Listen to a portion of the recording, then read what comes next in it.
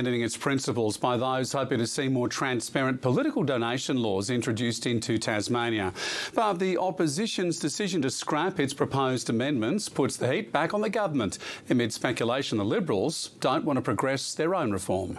Labor defending a decision to allow donation disclosure laws to progress unamended, putting aside its own proposed changes. We know we can't get them through the Parliament, and because of that we want to make sure we can get something through. Something is better than nothing. To get to this point and think we're just going to end up with a really substandard piece of legislation is very disappointing, but then I do understand the Labor Party's comment that something's better than nothing. The Labor Party backflipped and went with the Liberals for the weakest electoral reforms in the country. The surprise move shocking those fighting for tougher reforms. Letting them go through as they are absolutely abrogates our responsibilities to make good laws, puts us at the back of the pack. If you follow Meg Webb's logic, we would have no donation laws whatsoever.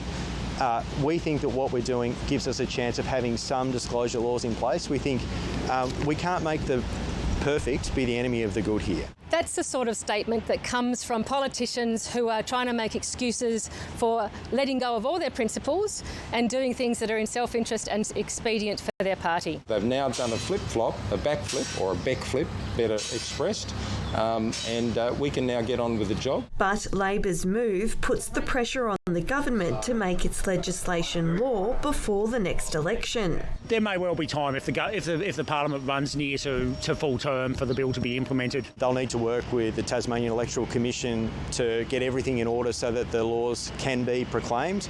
But of course we don't know when the next election is going to be anyway. The legislation will go through the normal process like all our other bills between now and Christmas, so long as we don't have more political stunts from state Labor. The reform bill would also introduce publicly funded elections to Tasmania, with parties and independents reimbursed $6 a vote based on the performance of individual candidates.